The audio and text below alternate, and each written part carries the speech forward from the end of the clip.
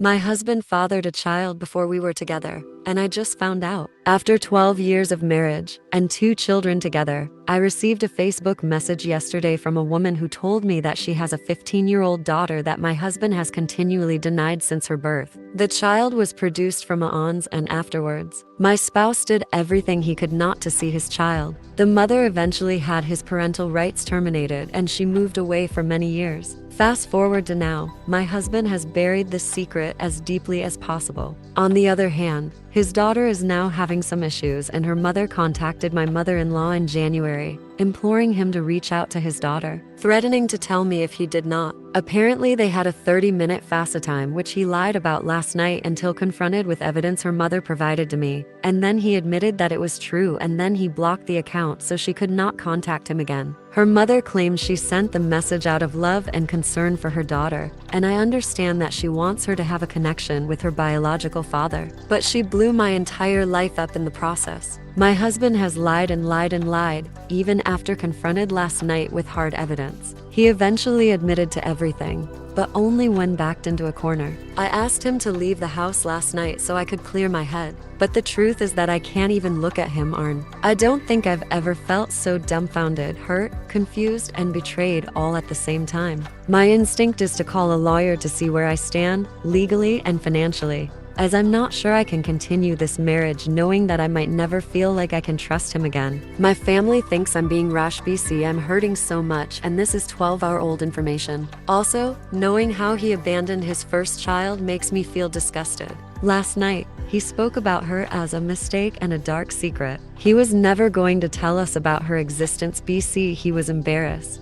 Regardless of what happened between he and I, there is a teenager out there who shares 25% of her genetic material with my beautiful children. I don't want that child, who did not ask to be born into such a messy situation, to be separated from her family forever. Even if he does not want to see her, I'd like my kids to eventually know their half-sister. BC, she deserves to be loved and supported, even if her father cannot. So now I'm left with options and questions, and I don't know how to proceed. Do I start the process to end my marriage? Or do I try to keep my family together? When do we tell our small children about their half-sister? Anyone who has experienced this, all advice is welcome. Update: I had a request to post an update, and interestingly enough, I saw a message today that he actually posted in the divorce subreddit. After this all happened, he deleted it, and it was full of half-truths. This is what's been going on, and will answer some of your questions. The mother, Carrie, of this child, Donnie, has been in contact with us both since this happened.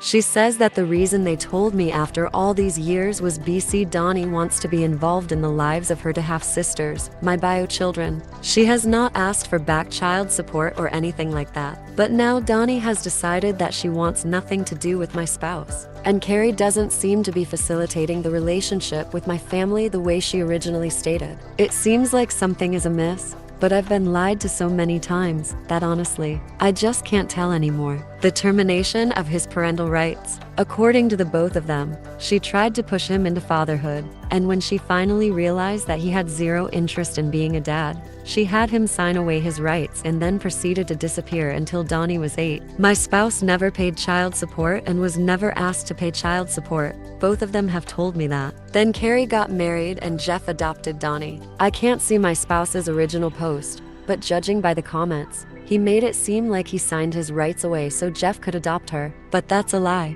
Donnie was 8 when she was adopted, not an infant. Carrie tried to contact my spouse to sign those adoption papers in 2016, but he blocked her. So she contacted my mother-in-law who had him sign the papers, and connection ceased again. Then they disappeared again until June of 2020, when Carrie reached out to my mother-in-law. BC Donnie wanted to connect with her paternal biological family. My mother-in-law and sister-in-law proceeded to have a 2.5-year relationship with Donnie through phone or video calls, sending presents or money, all the while hiding it from my spouse and lying to Carrie, telling her and Donnie that my spouse knew but wanted nothing to do with them. I know this to be true, as I heard my mother-in-law admit it over the phone to my spouse while I was silent on a three-way call. My spouse had zero idea that anyone had contact with Carrie or Donnie until a week after I found out about this situation. In January of 2023, Carrie delivered my in-laws an ultimatum: either produce Donnie's biodata or they would contact me and let me know what's been happening over the past 15 years. My spouse then agreed to a video call with Donnie, where he promised that he would tell me and make an effort to make her a part of our lives. Within hours, he had Carrie blocked, and his mother and sister were so scared of their lie being discovered that they stopped talking to Donnie altogether without an explanation. Fast forward to September 2023, my mother-in-law texts Donnie to have a good school year, and that was the straw that broke the camel's back.